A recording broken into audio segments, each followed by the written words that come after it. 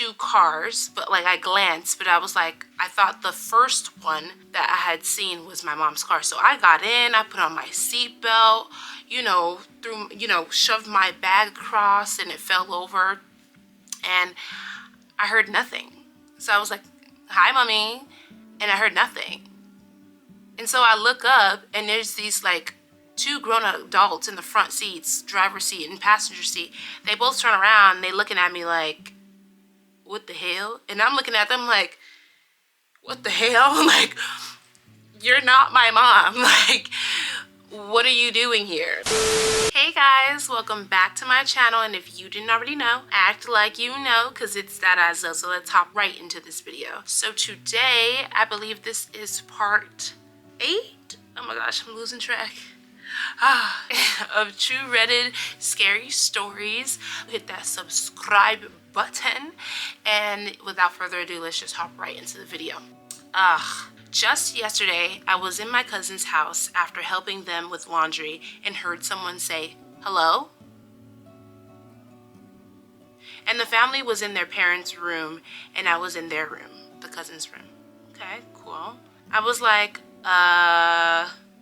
and decided it must be the TV that was on in their room, and if anything, they would have heard it too. Dogs started barking a little bit. Then after like 10 minutes, I stopped paying attention because no one was screaming. There was an intruder in the house. Cousins came back to their room and asked me, why is the front door open?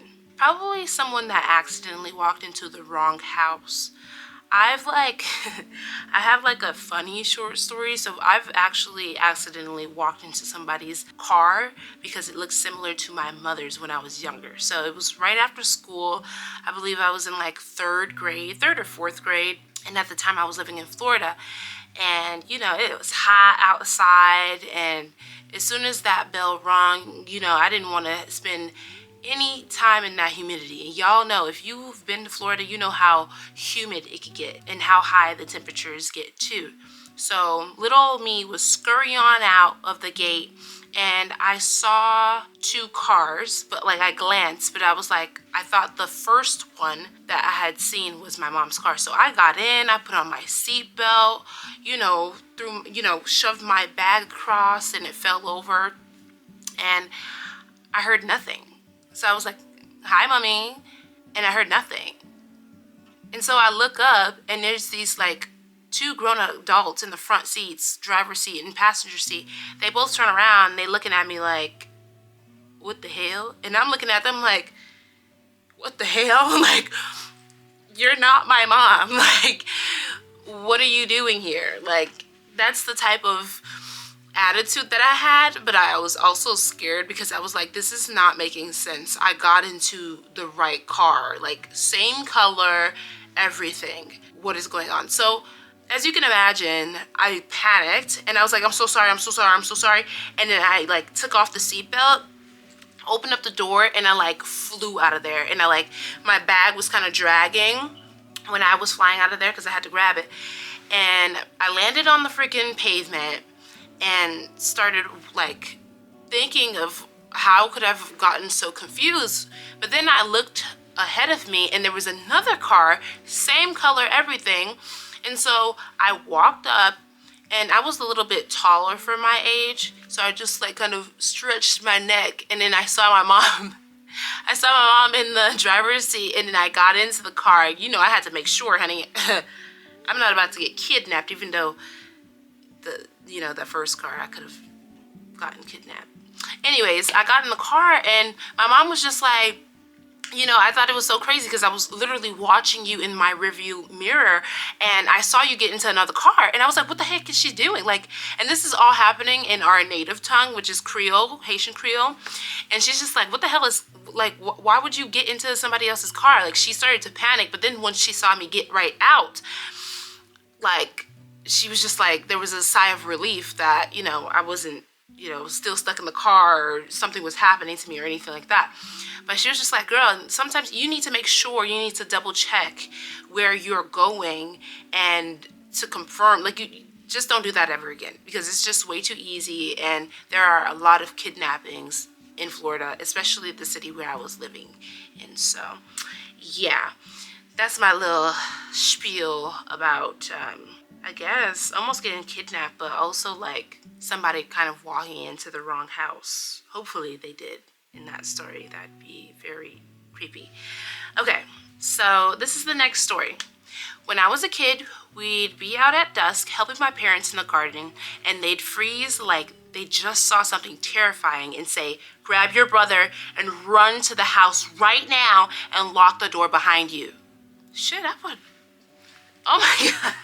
Like, that would scare the living shit out of me. Like, you can't just, And why wouldn't they run with you? Like, what's going on? So my poor older sister and I would scoop up our kid brother and book it to the house in pure silent fear and huddle together by the window so we could peep out.